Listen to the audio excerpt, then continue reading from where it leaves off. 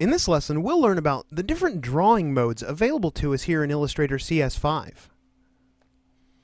Okay, so in previous lessons, we've talked about the different stacking orders available to us and how we can send objects behind other objects. We can bring objects to the front.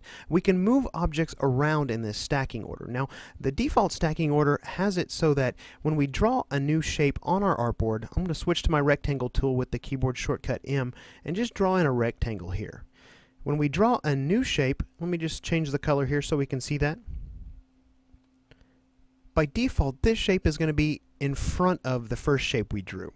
Now, that's how every version of Illustrator prior to this one worked. Now, with Illustrator CS5, Adobe's added a couple new what they call drawing modes, and this is going to enable us to control the stacking order as we draw a little bit more. So, I tell you what, we can actually access those. Let me just delete those shapes right over here.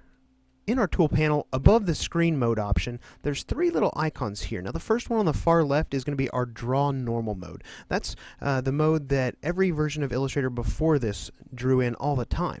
Now, if we wanted to switch to the second mode here, which is draw behind, we could click this little icon right here, or we could actually just hit Shift D to cycle through the drawing modes. And let me just go ahead and grab that rectangle tool again and draw in a yellow rectangle. Let's go ahead and draw in another rectangle. Pick this red. We'll draw this one in here. And you can see that we're drawing behind the first shape. So that's pretty cool. We can actually avoid that whole send backwards, bring forwards, things like that. We can just draw behind other shapes. These new draw modes are actually even honored by things other than drawing tools. For example, our layer stack. If we're in draw behind mode and we come over to our layers panel, and we create a new layer, it's actually going to put it behind the layer or below the layer that we currently have selected. Let me just go ahead and give you a new layer here. You can see that layer 10 is below our letterhead layer.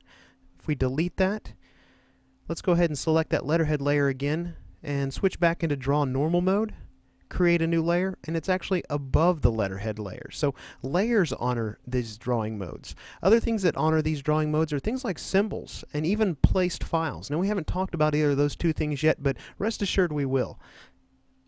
Now, our third drawing mode here in Illustrator is a little bit different. As a matter of fact, you can see that that option is grayed out right now. Tell you what, let me come over here, delete these two shapes, and let's go ahead and draw here another one. Let's pick a little more neutral color. Maybe we choose something like this this tan color here. I'm going to draw in another rectangle here.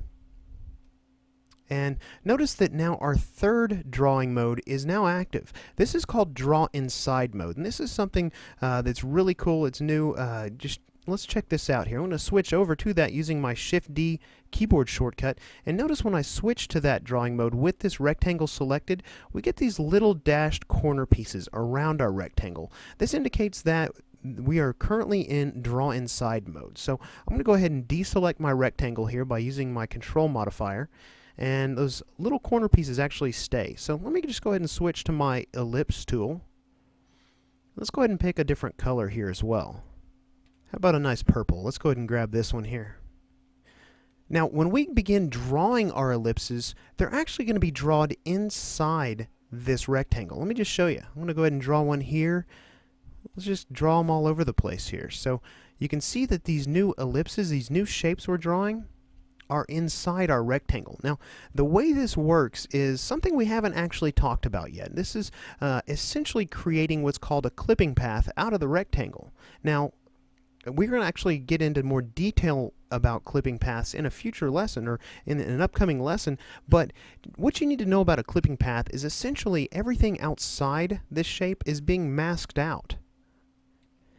Now, this feature may actually look kind of familiar to you if you've used other programs like InDesign or Freehand. Maybe you're more familiar with the paste into command in InDesign or the paste inside command in Freehand. So this is something new for Illustrator. When you're done drawing inside this object, don't forget to change your drawing mode back to draw normal, or else anything else you draw out here is going to end up being masked out by this clipping path. So 3 different drawing modes here in Illustrator CS5. Take some time to play with each and get used to integrating these into your workflow.